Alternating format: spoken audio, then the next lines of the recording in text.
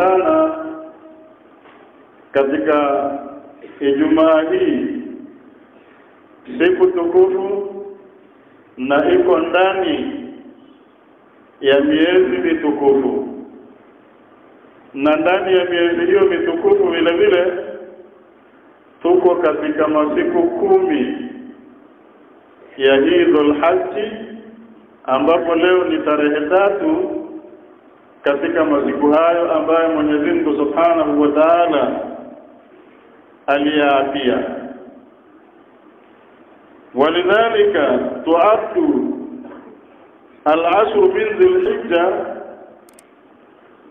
kwa hivyo inahesabika haya masiku 10 katika huu mwezi wa Dhul-Hijja min afdalil ayami wal munasabati diniyya al-mubaraka. Yanahesabika masiku haya ni katika masiku 10 na munasaba wa kidini ambao hupatikana ibada ya haji ambayo ni rukunu min arkani al-Islam, na vile vile hupatikana yaumu Arafa ambayo ni siku bora ambayo Mwenyezi Mungu Subhanahu wa Ta'ala ameitukuza. Na ndani ya masiku haya alati yatadaafu fiha al-ajru, malipo ya mtu anapotenda jambo katika masiku haya, malipo huwa yanaongezeka. Mwenyezi Mungu Subhanahu wa Ta'ala huwa anaongezea, wafaddala Allahu ala baqi al-ayyam. Mwenyezi Mungu Subhanahu wa Ta'ala ameyatukuza kuliko masiku mengine, na utukufu ambao Mwenyezi Mungu Subhanahu wa Ta'ala akautukuza na matendo vile vile ambayo atakayotendwa ndani ya masiku hayo, Mwenyezi Mungu Subhanahu wa Ta'ala ameyatukuza. Kama anna lil'amali salih fiha ahabbu ila Allah, kama ilivyo vile vile matendo mema ndani ya masiku haya yanapendeza zaidi kwa Mwenyezi Mungu Subhanahu wa Ta'ala. Wa aqsama Allahu lihadhihi al-ayyam, Mwenyezi Mungu Subhanahu wa Ta'ala akaapa kuyaapia masiku haya 10. Qala Ta'ala, Mwenyezi Mungu Subhanahu wa Ta'ala anasema wal fajr wa layalin ashr. Mwenyezi Mungu Subhanahu wa Ta'ala ni haki yake kuapa lima yasha, kwa kila anachokitaka. Wala yajuzu lilinsani an yahlifa illa billah, wala haifai kwa mwanadamu kuapa isipokuwa kwa Mwenyezi Mungu Subhanahu wa Ta'ala. Mtume sallallahu alayhi wasallam akasema, man kana halifan falyahlif billah, anayetaka kuapa basi na aape kwa Mwenyezi Mungu Subhanahu wa Ta'ala peke yake, na atakayeapa kwa asiyekuwa Mwenyezi Mungu Subhanahu wa Ta'ala atakuwa amemshirikisha Mwenyezi Mungu Subhanahu wa Ta'ala au kafara. Kwa hiyo Mwenyezi Mungu Subhanahu wa Ta'ala akaapa wal fajri wa layalin ashr, akaapa kwa wakati wa alfajiri na akaapa vile vile kwa haya masiku 10 ambayo leo tuko siku ya 3 katika masiku hayo.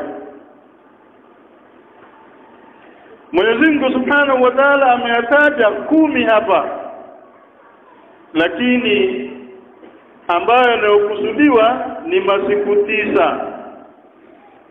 Matendo mema ambayo tutakayofanya katika masiku 9 na siku ya 10 ambayo ni siku ya Eid, yaumu aklin wa shurbin, vile vile ikaingia katika masuala hayo. Kwa Mwenyezi Mungu akajumuisha ikawa ni hayo masiku 10. Kisha Mwenyezi Mungu Subhanahu wa Ta'ala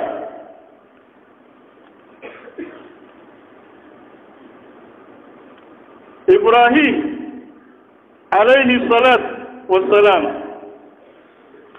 aliambiwa na Mwenyezi Mungu Subhanahu wa Ta'ala awatangazia watu haji, awafahamisha watu haji. Ikawa na ugumu katika kuitangaza, lakini Mwenyezi Mungu alimwamrisha hivyo hivyo. Tofauti na zama tulizonazo, zana za kufikisha habari mbali ni rahisi zaidi. Wakati huo ulikuwa ni vigumu. Aliambiwa watangazia watu haji, watakuja kuingia hiyo haji wakiwa wakitembea kwa miguu, au wengine wamepanda wanyama wao wenye mwendo mkali, na watakuja watu kutoka katika sehemu mbalimbali liyashhadu manafi'ahu, ili waje washuhudie na wathibitishe yale ambayo yanatakiwa kutendwa mema, ili wapate ujira wao ulio mkubwa mbele ya Mwenyezi Mungu Subhanahu wa Ta'ala. Mwenyezi Mungu alipotaja hivyo ndio akasema wayadhkurullaha fi ayami ma'lumat, na vile vile ili waweze kumtaja Mwenyezi Mungu Subhanahu wa Ta'ala katika hayo masiku maalum. Walitaja jina la Mwenyezi Mungu Subhanahu wa Ta'ala. Wakitaja jina hilo la Mwenyezi Mungu katika haya masiku, katika azkari, tahlili, takbira, kusoma Qur'ani na kila ambacho watakachokuwa nakitaja hapo, na vile vile na wale wanyama ambao watakaowachinja, wakalitaja jina la Mwenyezi Mungu katika kujikurubisha kwa Mwenyezi Mungu Subhanahu wa Ta'ala.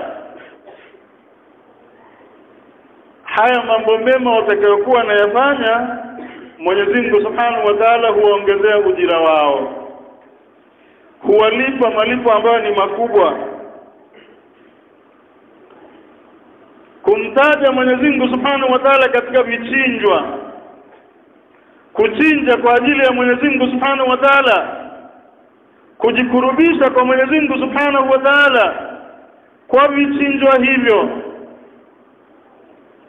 na kuonyesha vile vile kwamba umuhimu wa vichinjwa hivyo. Mwenyezi Mungu Subhanahu wa Ta'ala anatuambia kwamba Ibrahim aliposema kwamba inna salati wa nusuki wa mahyaya lillahi rabbil alamin, ibada hii ya kuchinja tutekeleze kwa ajili ya Mwenyezi Mungu Subhanahu wa Ta'ala, tukijua uhai wetu na kufa kwetu vipo kwa Mwenyezi Mungu Subhanahu wa Ta'ala. Tukifanya hivyo taqarruban ila Allah, itakuwa ni kheri kwetu hapa duniani na kwa Mwenyezi Mungu Subhanahu wa Ta'ala. Ndiyo maana Mtume sallallahu alayhi wasallama akahimiza katika vichinjwa, pamoja na kuwa riwaya fihi maqal, lakini lil ahamiyya fi targhib, mtu ambaye atakayekuwa na uwezo wa kuchinja na asichinje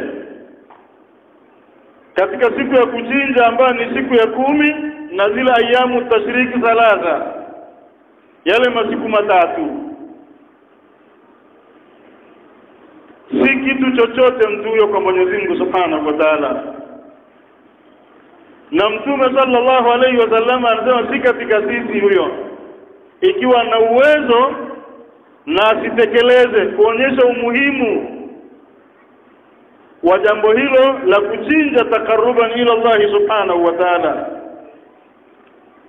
Ndio maana Mwenyezi Mungu Subhanahu wa Ta'ala aliposema kwamba liyashhadu manafi', ili washuhudie yale manufaa yao katika matendo mema wanayoyatenda, na vile vile kwamba waizkuru ismallah na walitaja jina la Mwenyezi Mungu Subhanahu wa Ta'ala kwenye vichinjo vyao. Kwa hiyo mtu atakapothibitisha hivyo, yuthbitu tauhidahu lillahi Subhanahu wa Ta'ala, inathibitisha mja huyu kumpwekesha Mwenyezi Mungu Subhanahu wa Ta'ala. Na kumpekesha Mwenyezi Mungu Subhanahu wa Ta'ala kumfanya awe pekee katika kila ibada unayoifanya, kila jambo unalofanya, linakuwa ni sababu ya hicho ambacho unachokifanya Mwenyezi Mungu Subhanahu wa Ta'ala akikubali. Na ndiyo maana Mwenyezi Mungu Subhanahu wa Ta'ala mitume wote waliotumwa kuja kwa waja, jambo la kwanza lilikuwa ni kumpekesha Mwenyezi Mungu Subhanahu wa Ta'ala. Kiswahili hiki bwana kwa tunasema kwamba kumpekesha, kuna na wengine wasema kumpwekesha, lakini iliyo vizuri ni kumpekesha Mwenyezi Mungu Subhanahu wa Ta'ala, kumfanya awe pekee. Kwani usipomfanya peke yake Mwenyezi Mungu Subhanahu wa Ta'ala ukamshirikisha, basi matendo yako hata kama ukajikurubisha namna gani kwa Mwenyezi Mungu Subhanahu wa Ta'ala, kulluha haba'an mandura, yote hayakusaidii. Kisha Mtume sallallahu alayhi wasallama anatuelekeza mwalimu wa umma kuonyesha ubora wa haya masiku ambayo tulionayo. Haya masiku 10 Mwenyezi Mungu Subhanahu wa Ta'ala aliyoapia.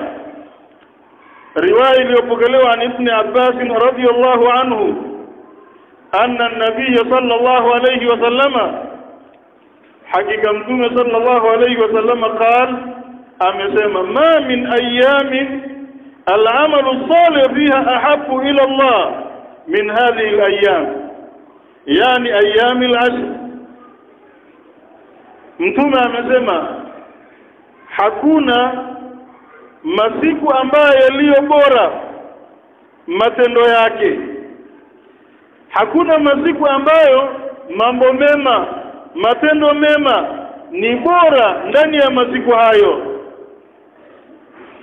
Si ubora tu, kisha matendo haya yanapendeza zaidi kwa Mwenyezi Mungu Subhanahu wa Ta'ala min hadhihi al-ayyam, kuliko haya masiku ambayo sisi tuko ndani mwe, ambayo ni haya masiku 10. Leo tuko siku ya 3.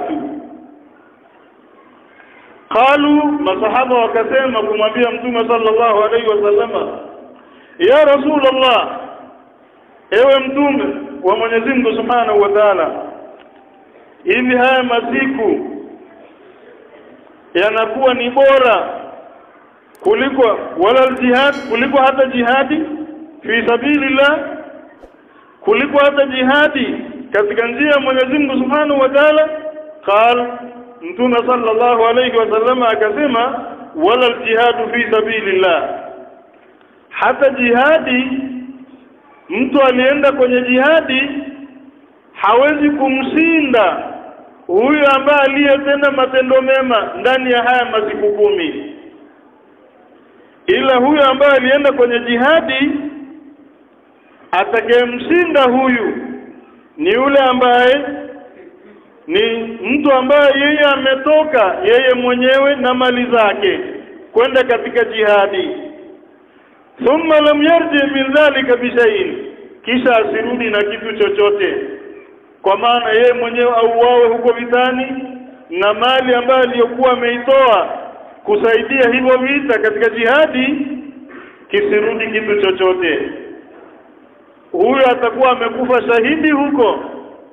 Basi na shahidi fariqu ila aljanna, huyu anaweza akawa amemshinda huyu atakayetenda matendo mema ndani ya haya masiku 10. Kisha Mtume sallallahu alayhi wasallama anatueleza katika riwaya ambayo iliyopokelewa na Hafsa radiyallahu anha qalat arba'u lam yakun yadahunna Rasulullah sallallahu alayhi wasallam,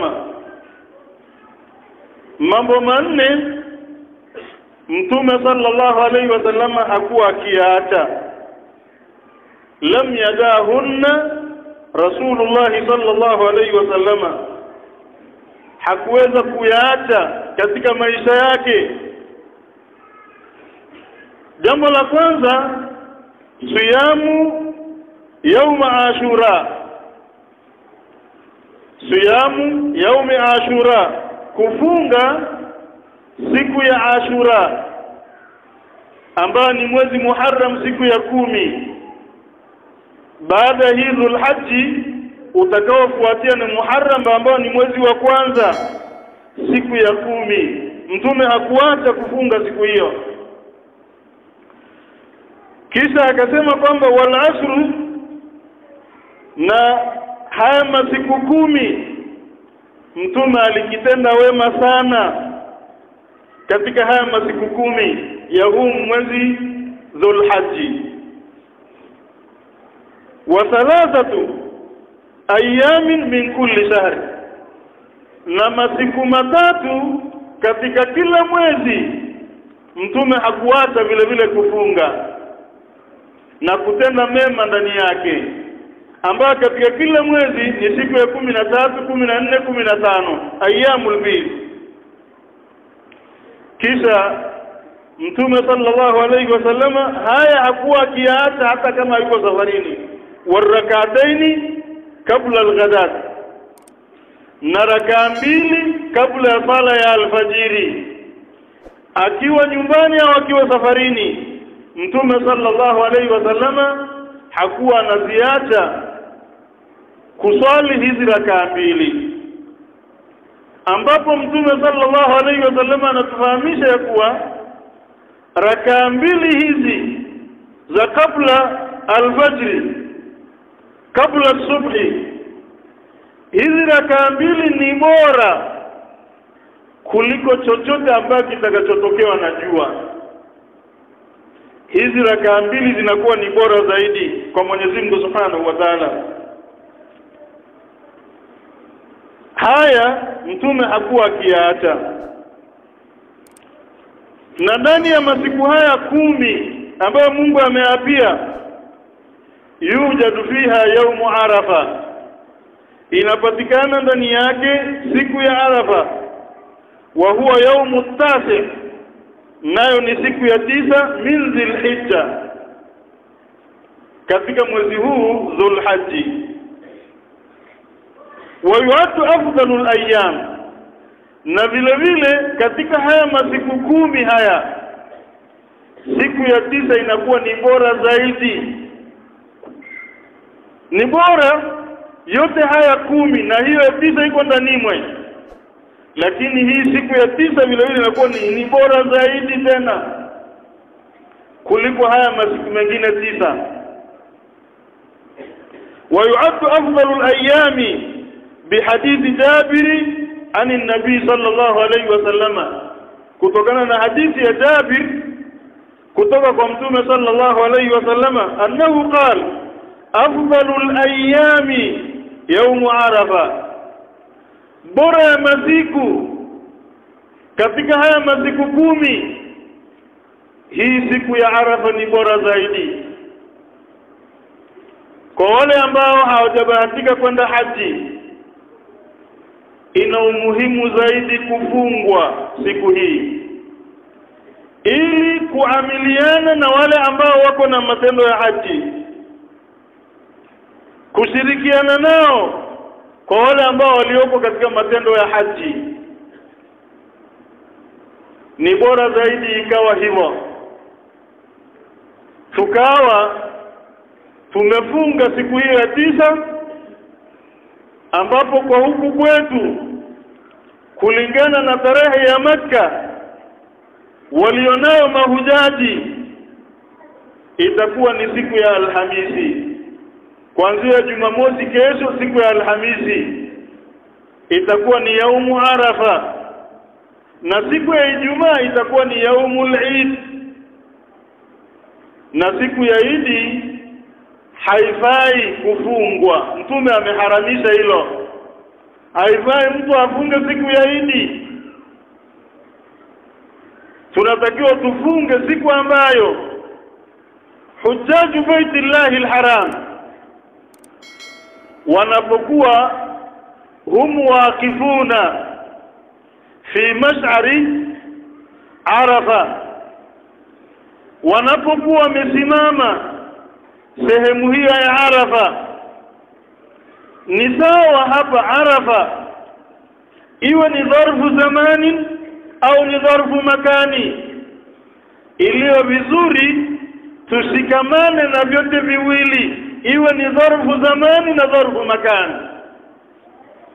Siku waliosimama na mahala waliposimama hapo Arafa, tuwe na sisi tumefunga kwa ajili ya Mwenyezi Mungu Subhanahu wa Ta'ala, ambapo saumu ya Arafa Mtume sallallahu alayhi wasallama anatuambia, anasema kwamba siyamu yauma Arafa, kufunga siku ya Arafa.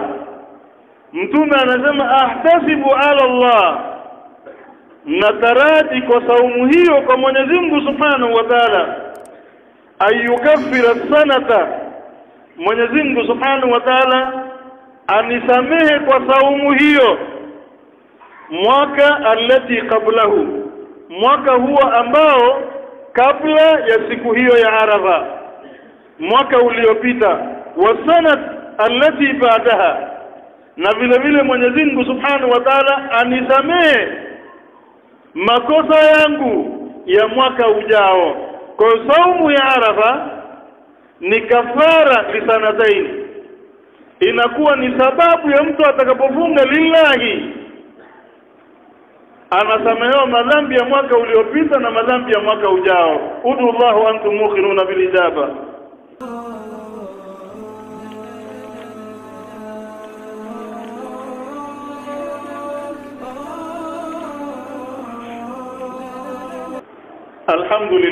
الحمد لله الذي هدانا لهذا وما كنا لنهتدي لولا أن هدانا الله، ونصلي صلاة وسلاما دائمين إلى خاتم الأنبياء وإمام المرسلين سيدنا محمد وعلى آله وصحبه وسلم وبعد. Ndani ya masiku haya mambo mema yanahimizwa zaidi na yana ubora zaidi. Hivyo mambo mabaya yanakatazwa zaidi na yanakuwa ni mabaya zaidi mtu anapoyatenda katika masiku haya hayo mambo mabaya. Na katika mambo mema mtu anatakiwa kujihimiza sana ndani ya haya masiku 10 haya, kutoa sana. Jambo la kutoa linakuwa ni gumu katika nafsi ya mwanadamu, lakini ni jambo ambalo lina manufaa makubwa zaidi kwa nafsi hiyo. Kujengeka nafsi hiyo, mtu anapotoa inajengeka imani yake kwa Mwenyezi Mungu Subhanahu wa Ta'ala, pamoja na kuwa Mwenyezi Mungu kwa kutoa huko anamsaidia yaliyo mengi, kumuhifadhi mwili wake mwenyewe, kuhifadhi mali yake, kuhifadhi familia yake. Mwenyezi Mungu Subhanahu wa Ta'ala anampa kwa yule ambaye anayejibidisha kufanya wema huo. Si hivyo tu, wema wa kutoa, mtu atakapokuwa amekufa, anapotamani kurudishwa katika dunia hii, hasemi kwamba kuja kuswali au kufanya jambo lolote jingine, anataka kwamba aje atoe. Kwa vile vile dalili ya kuonyesha kwamba kutoa ni jambo muhimu sana. Tunatakiwa tuzilazimishe nafsi zetu katika kutoa, tusiwe wabakhili, tutoe kwa ajili ya Mwenyezi Mungu Subhanahu wa Ta'ala. Ni kheri kwetu katika mali zetu na ni sababu ya Mwenyezi Mungu Subhanahu wa Ta'ala kuturuzuku na kuzilea zile ambazo tulizo nazo. Kisha katika mambo mema ndani ya haya masiku 10 ni mengi, lakini kwa muda huu mchache tutachukua hayo machache ambayo tulionayo. Jingine, man jalasa fil masjidi, yeyote yule ambaye atakayekaa msikitini baada salati subhi, baada ya kusali sala ya asubuhi. Na hili si ndani ya masiku haya tu, bali haya ni masiku yote ya mwaka. Mtume sallallahu alaihi wasallam anatufahamisha ni jambo dogo, lakini kwa ule uzito wake katika nafsi za wanadamu likapewa malipo makubwa mbele ya Mwenyezi Mungu Subhanahu wa Ta'ala. Man jalasa fil masjidi baada salati subhi, yeyote yule ambaye atakayekaa msikitini baada ya sala ya asubuhi, yadhkuru Allah Ta'ala, anamdhukuru Mwenyezi Mungu Subhanahu wa Ta'ala, akileta azkari zake, akisoma Qur'ani, akifundisha, akisikiliza darsa. Yote hayo ni katika hii yadhkurullah, anamdhukuru Mwenyezi Mungu Subhanahu wa Ta'ala. Akawa hapo msikitini baada salati subhi hatta tatlu ash-shams, mpaka jua lichomoze. Akakaa hapo msikitini mpaka jua likachomoza. Thumma salla rak'atayn, jua lilipochomoza likakaa muda dakika 15 20, kisha akasali rakaa 2 hapo msikitini. Mtume sallallahu alaihi wasallam anasema kana lahu ajru hajjatin, kana lahu ajru hajjatan wa umrata. Angalia malipo yake vile ambavyo alivyo, ni muda mdogo lakini malipo yake ni makubwa sana.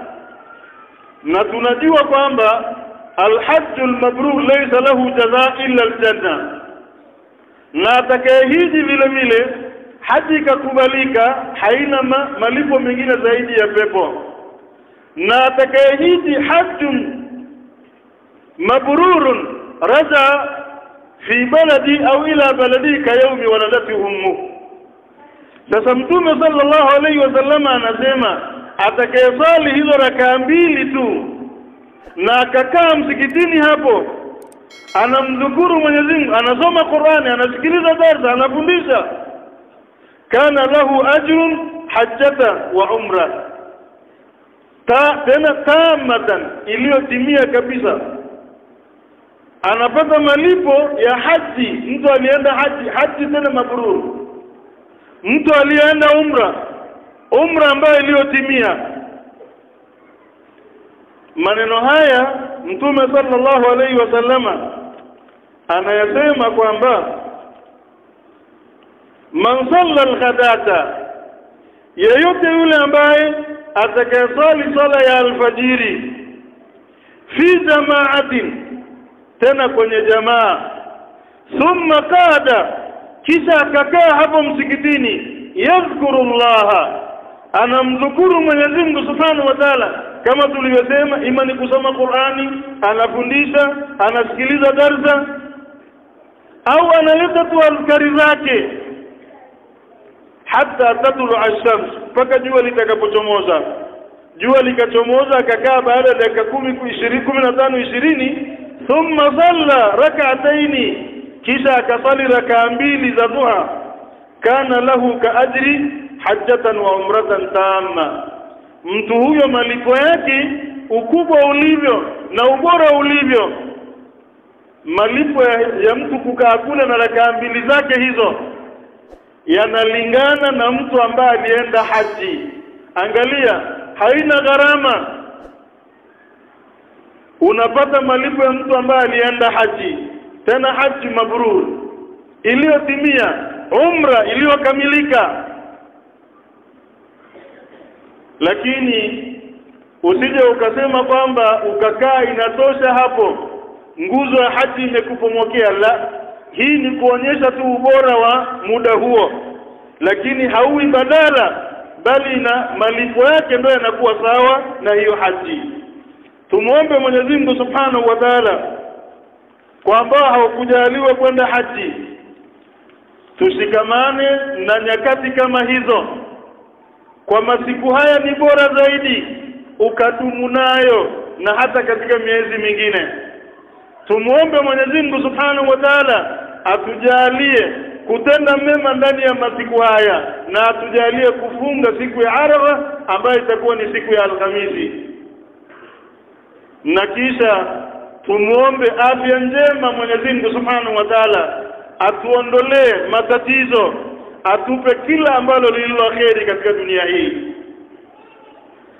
Na man arada su'a lilmuslimin an yarudda kaidahu fi nahri,